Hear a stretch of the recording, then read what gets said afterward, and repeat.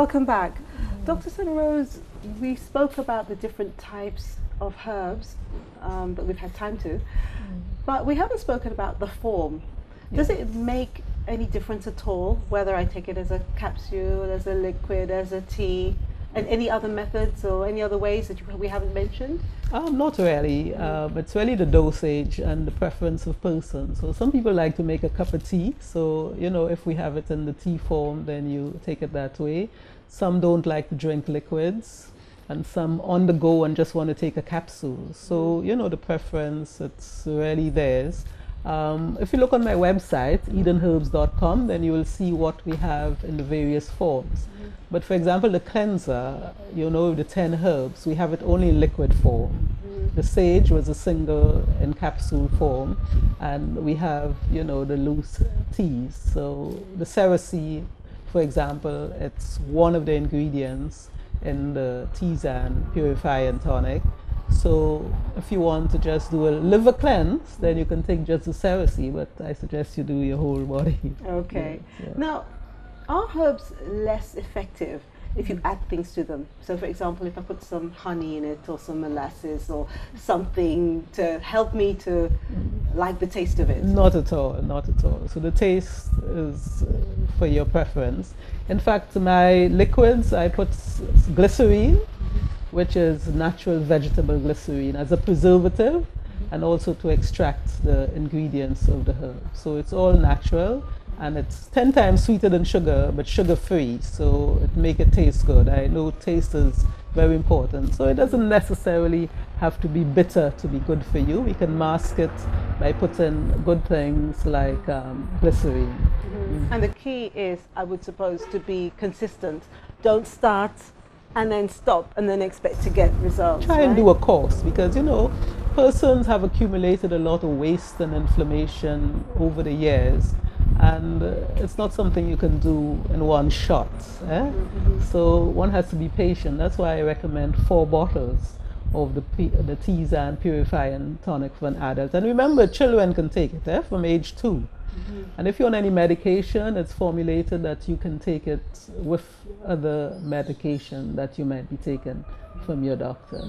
Now, when we look at cleansing, back in the day when our grandparents used to give us these horrible, bitter tasting things, or concoctions I should call them, they used to say that it was very good for removing worms. It wasn't just toxic waste, it was worms. Is that true, and is that still the case? Well, my tisane purify and tonic doesn't kill worms, but there's a herb that's very good for worms, the chenopodium, and that used to be given. Cyme courtois, this is for worms. This is a very strong herb, so you have to be careful, you know, of the amount. I don't have it in formulation, but why should we take it? How often should we take it? About twice a year. One should be. What do worms do to the body? Because, you know, a lot of the time we just talk about these things and we just live with them. So it's, oh, we, you know, get rid of worms. But if you ask someone why or how, it's a different kettle of fish. So how do worms fester? What do they do? What damage do they do? And how often should we try to get rid of them? Yeah, so there are different types of worms. There are different types. And one would be surprised of the types of worms there are. But in our modern age, we don't get too many of, like, the hookworm used to be quite a problem. And what it did, it actually went on the walls of the intestines and sucked the blood out. And persons tended to get anemic from that. But hookworm, it's not so common.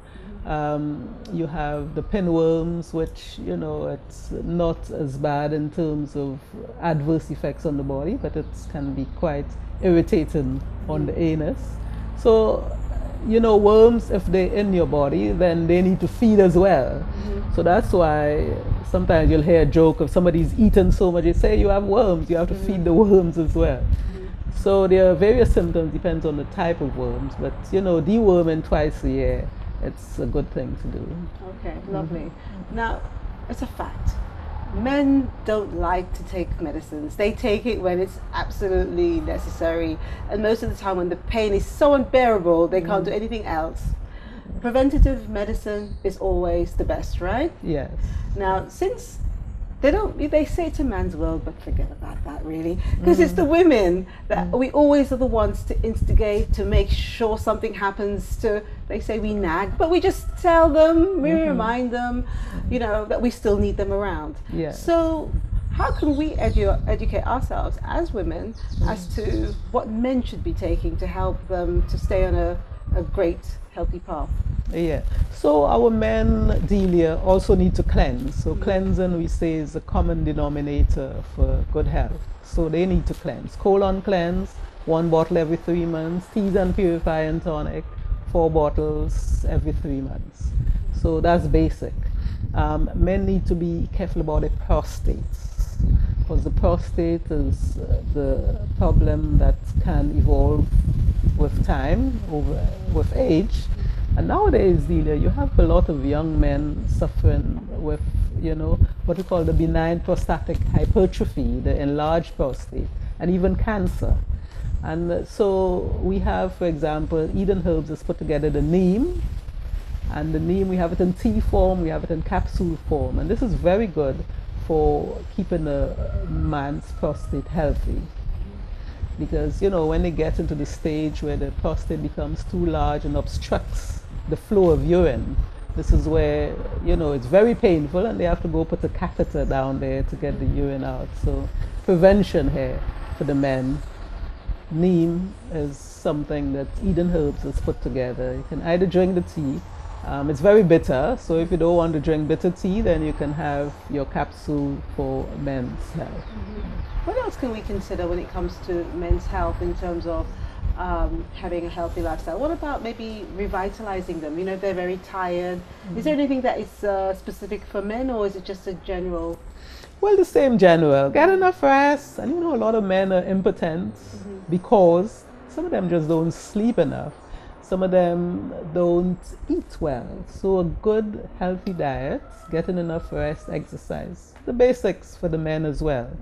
And then we won't have so many young folks wanting something to stimulate their sexual activity just because the whole body's run down. And it's a phenomenon we see of youngsters.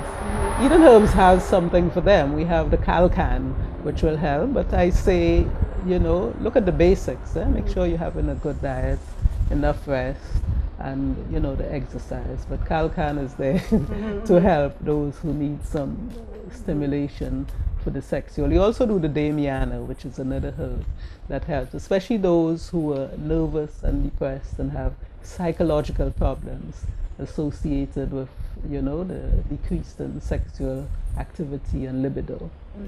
Now, most of the herbs that you say here, are they best taken on their own, or are they good to assist with something, say, that a medicine doctor would give you? And this is where we have the integrative medicine. So when persons come to me, Delia, I assess them, in terms of what they are taking and their condition, and then I can advise as to what you can add.